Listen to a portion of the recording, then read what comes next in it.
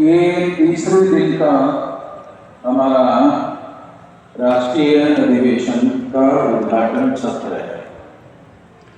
तो इस उद्घाटन सत्र में मैं केवल 2-3 मोटी और महत्वपूर्ण बातें यहाँ कहना चाहता हूँ। हो सकता है रिपीटेशन हो जाए, मगर हमारे लोगों को बात समझाने के लिए रिपीटेशन करना बहुत जरूरी होता है। एक बार समझाने से हमारे लोगों के दिमाग में घुसता कम है। ये हमारा बहुत 50 साल का लंबा तजुर्बा है कि दिमाग में लोगों के घुसता कम है। और पहला तो होता है घुसना दिमाग में, फिर जो दिमाग में घुसने के बाद में उस तरीके से सोचना समझना, और तीसरा है उस समय के अनुसार आचरण करना और समाज में काम करना। तो इसीलिए बहुत बार बातों को रिपीटेशन करना बहुत जरूरी होता है, क्योंकि लोगों को समझना बहुत जरूरी है और रिपीटेशन करना एक उपाय है समझने का। तो इसलिए ये बात मैं थोड़ा हो सकता है आपको रिपीटेशन लगे। तो वामसेक एक बुनियादी संगठन है जो 32 राज्यों में से 625 जिलों में फैला हुआ है। ये बुनियादी संगठन है। ये बुनियादी ढांचा जो है सारे देश भर में बन चुका है। तो इतना बड़ा संगठन का ढांचा बनाना बहुत लंबा समय लग गया। जिंदगी का मैं 19 साल की उम्र से ये काम कर रहा हूँ। अभी मेरी उम्र 68 रनिंग चल रही है, तो 48 साल ज़्यादा समय, 48 से ज़्यादा साल समय हो गया है। इतने लंबे समय से ये काम मैं कर रहा हूँ और इतना लंबा समय बेसिक संगठन बनाने के लिए लगा, क्योंकि बेसिक संगठन बनाने के लिए बहुत ज़्यादा समय इसलिए लग जाता है क्योंकि लोगों को देने के लिए तैयार करना पड़ता है।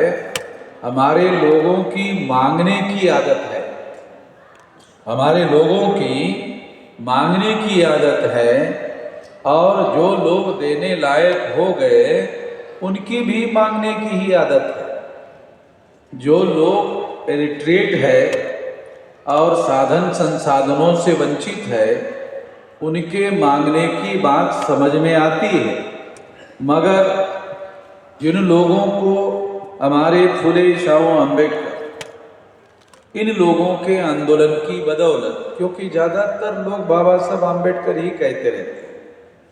मैं अभी 2 दिन से देख रहा हूँ, जितना बोलने वाले लोग हैं केवल बाबा साहब अम्बेडकर बोलते हैं। तो इससे मुझे समझ में आता है कि इन लोगों को समझ नहीं है। केवल बाबा साहब अम्बेडकर की बात करने वाले लोगों को मैं ऐसा मानता हूँ समझदारी नहीं। बाबा साहब अम्बेडकर कहते हैं फुले शाह अम्बेडकर की वजह से मैंने ये आंदोलन खड़ा किया, तो बाबा साहब अम्बेडकर ही ऐसा कहते हैं। तो हम लोगों को ऐसा कहने के लिए क्या दिक्कत है? ऐसा कहने के लिए क्या दिक्कत है? आप लोगों को ये बात समझ में आती है कि नहीं आती है, मगर मैं जानता हूँ, मैं हमारे लोगों का मनोविज्ञान, हमारे समाज का और देश में जो मनोविज्ञान है उसको जानता हूँ। जब कोई आदमी केवल बाबा साहब अम्बेडकर की बात करता है तो मैसेज ऐसा जाता है, तो अनुसूचित जाति के लोगों का ना संगठन है, केवल अनुसूचित जाति का संगठन है। ये बहुत कम लोगों को इस तरह की अंडरस्टैंडिंग है। तो हमारे जो पुरखे हैं, जो फुले शाह अम्बेडकर, इनके बदौलत नहीं आंदोलन है।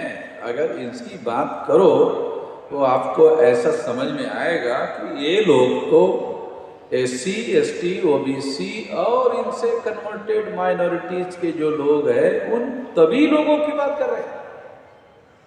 बात कर नहीं रहे केवल, बल्कि जब भी कोई फैसला करने का समय आता है तो सभी लोगों को ध्यान में रखकर फैसला करते हैं।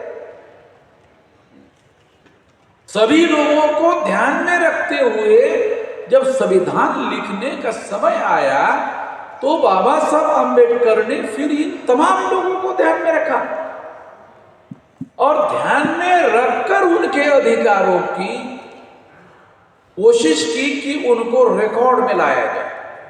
तो 2-3 हजार साल से इनके अधिकारों को रिकॉर्ड में नहीं रखा गया था और उनके अधिकारों को रिकॉर्ड में बाबा साहब आंबेडकर के द्वारा संविधान के अंदर रिकॉर्ड में लाया गया।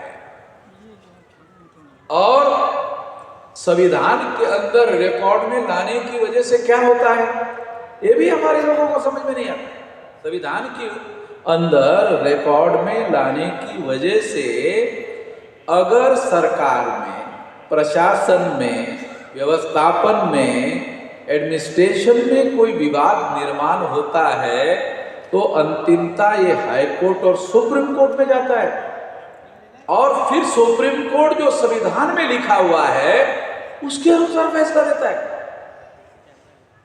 उसके अनुसार फैसला देता है जो संविधान के अंदर लिखा हुआ है। तो अंतिमता संविधान क्या करता है, अनुसूचित जाति, जनजाति, अदर बैकवर्ड क्लास और माइनॉरिटी के लोगों को, आप लोगों को मालूम नहीं है, तमाम अधिकार विशेषाधिकार है। ये तमाम जो अधिकार इन लोगों को मिले हैं ये दूसरे लोगों को नहीं मिले हुए हैं। इन लोगों को रिजर्वेशन किसको मिला, SC ST OBC लोगों को और माइनॉरिटी के लोगों को। दूसरे लोगों को नहीं मिला, इनको मिला, इसका मतलब विशेष अधिकार हो गया। अगर ये विशेष अधिकार हो गया तो ये विशेष अधिकार हमारे लोगों को कॉन्शियसली दिया गया, ये विशेष अधिकार है। और विशेष अधिकार होने के बावजूद भी जितने भी सुप्रीम कोर्ट में फैसले दिए गए हैं वो हमारे लोगों के फेवर में देना पड़ता है संविधान की वजह से। तो संविधान का मतलब ये है कि जब कोई विवाद निर्माण होता है तो संविधान के आधार पर सुप्रीम कोर्ट में फैसला होता है और फिर वो फैसला हमारे फेवर में करना पड़ता है। उसके लिए वो मनुस्मृति का या भारत के ब्राह्मणों के धर्म ग्रंथों का सहारा नहीं ले सकते, जबकि उनका माइंड इस तरह से बना हुआ है। माइंड बना होने के बावजूद भी वो फैसला ऐसा नहीं कर सकते। और अभी अवेयरनेस जो है वो ज्यादा हो गया है। 1950 और 60 के दरमियान जो अवेयरनेस था वो अभी 2024 चल रहा है, ये अवेयरनेस का लेवल बहुत ऊंचा हो गया है। अभी साधारण आदमी भी हाई कोर्ट और सुप्रीम कोर्ट में चला जाता है और वो लड़ाई लड़ता है, उसके लिए भी फैसिलिटी है, उसको मुफ्त में वकील मिल जाता है, वो लड़ाई वहां लड़ता है, ये भी फैसिलिटी है, ये भी उसको फैसिलिटी अवेल करने का अधिकार दिया गया है। तो मैं आप लोगों को एक खास बात समझा रहा हूं कि बहुत सी बातें जो संविधान में है हमारे पढ़े लिखे लोगों को पता नहीं है और अमल करने के बारे में जो शासक वर्ग है वो शासक वर्ग अमल नहीं कर रहा। तो भारत मुक्ति मोर्चा का एक बड़ा मकसद संविधान को अमल करवाने का है। अमल करवाने के दो तरीके हैं। एक तरीका है कि जो वर्तमान शासक वर्ग है उनसे संविधान पर अमल करवाया जाए और दूसरा तरीका है शासन सत्ता पर नियंत्रण प्रस्थापित करके खुद ही संविधान पर अमल किया जाए। दो बातें हैं। तो आज के तारीख में शासन सत्ता पर हमारा नियंत्रण नहीं है। शासन सत्ता में हमारे MLA है, हमारे एमपी है, हमारे मंत्री है, मगर जो हमारे मंत्री है और कहीं कहीं मुख्यमंत्री हो जाते हैं, उन लोगों को शासक वर्ग की पार्टी में मंत्री और मुख्यमंत्री बनाया जाता है, तो उसको ध्यान रखना पड़ता है कि हमारे पार्टी के लोग नाराज तो नहीं होंगे, उसके अनुसार उस पर अमल करना पड़ता है। तो वो बहुत ज्यादा इनिशिएटिव नहीं ले सकता, बहुत ज्यादा पहल नहीं कर सकता, और पहल करने के बाद में उसका पॉलिटिकल करियर समाप्त हो सकता है। वो भविष्य में वो पार्टी उसके ऊपर इनडायरेक्टली बैन लगा देती है और भविष्य में उसका पॉलिटिकल करियर चौपट हो जाता है, खत्म हो जाता है।